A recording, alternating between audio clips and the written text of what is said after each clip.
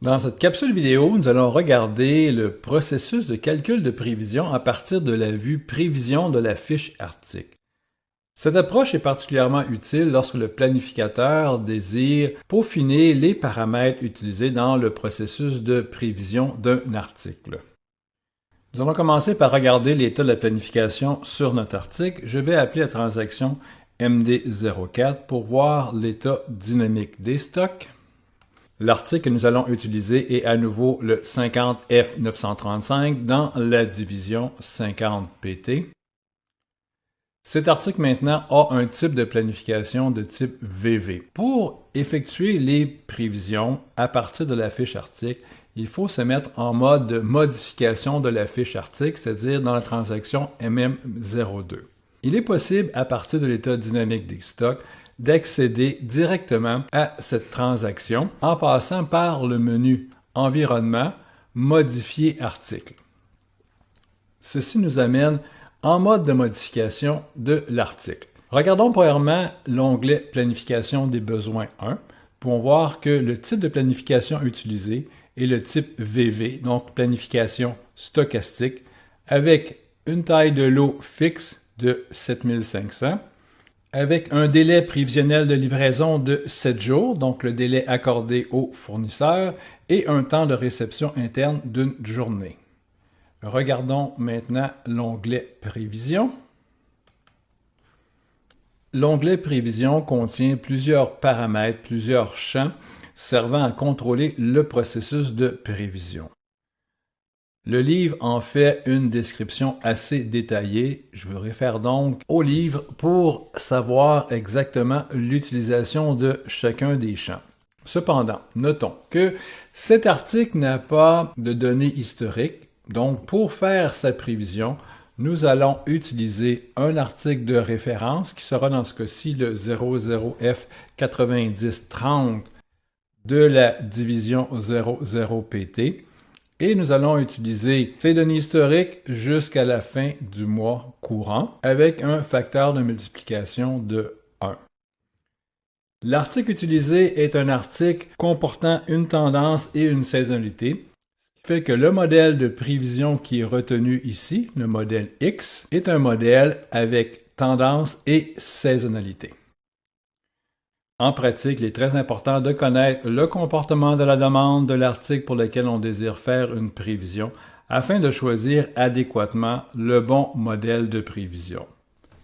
Pour lancer le processus de prévision, il suffit de cliquer sur le bouton « Exécuter prévision ».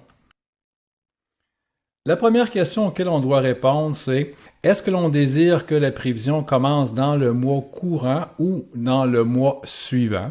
Disons ici qu'on va commencer dans le mois suivant, étant donné que je sais que mes données historiques vont jusqu'à la fin du mois de juin dans le cas présent. Donc, je clique sur le crochet pour poursuivre. La fenêtre suivante me permet de confirmer la sélection du modèle. On voit ici dans la partie du bas les différentes familles de modèles. Étant donné que j'ai choisi le modèle X, qui est un modèle avec tendance et saisonnalité, c'est ce choix qui est normalement présélectionné. Il est cependant possible de changer la sélection à ce niveau-là. Et il faut bien s'assurer que c'est effectivement ce qui correspond à ce que l'on désire avoir comme modèle. Pour poursuivre, je clique sur l'icône Prévision, Forecast en anglais, pour exécuter les prévisions. Et l'écran suivant va me permettre de confirmer les paramètres, ici les paramètres de lissage que je désire utiliser.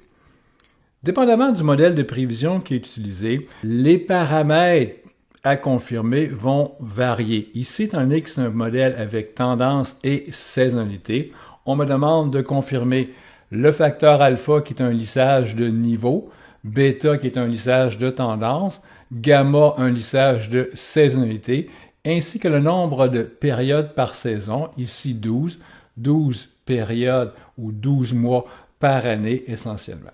Pour poursuivre, on clique à nouveau sur l'icône Prévision.